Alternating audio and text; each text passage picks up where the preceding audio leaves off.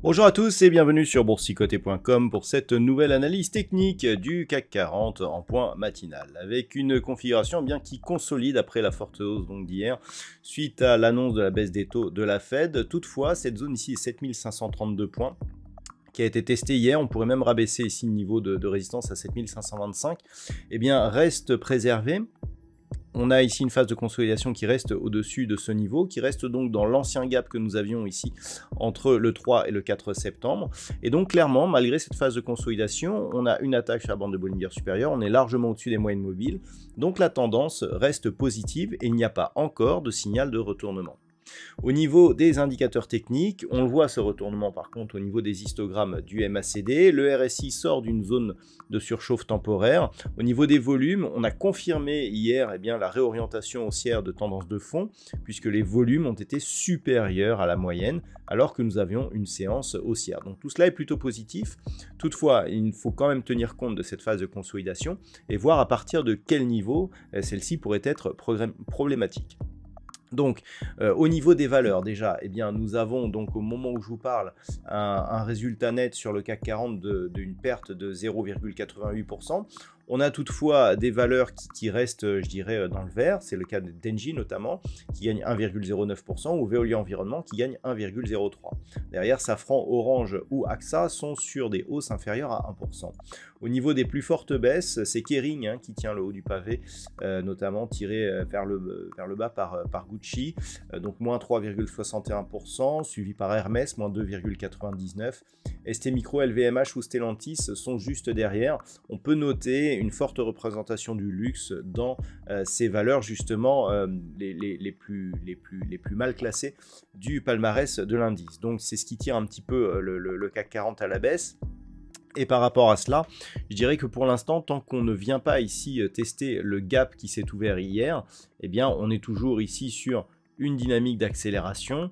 Le gap n'est pas comblé, ni même partiellement, et donc cette phase de consolidation pourrait être prise à profit pour revenir ici sur l'indice et alimenter une poursuite du mouvement haussier.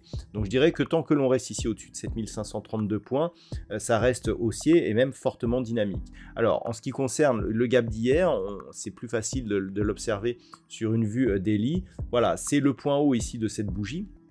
7495 points qu'il faudrait observer. Alors elle correspond peu ou prou à peu près la même chose sur l'unité de temps 4 heures et sur l'unité de temps daily. Donc là on est en daily.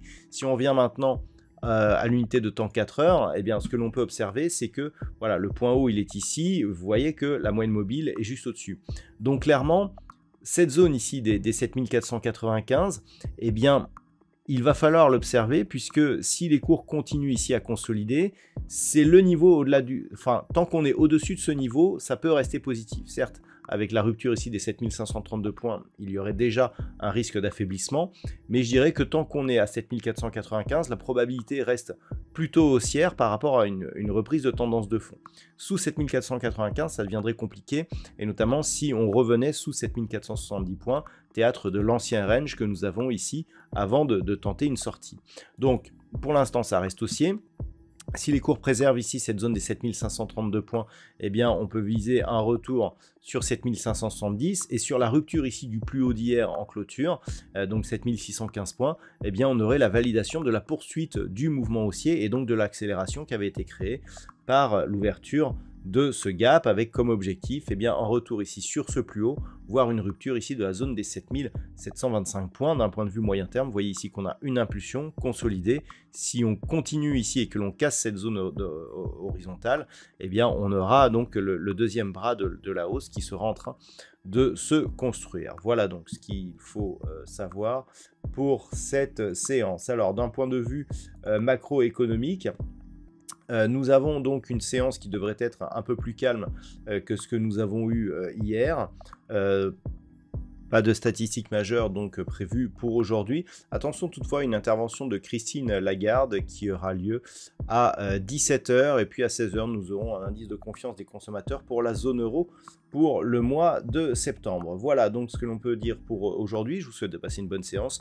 On se retrouve dès ce soir pour toutes les autres analyses techniques du site boursicoté.com.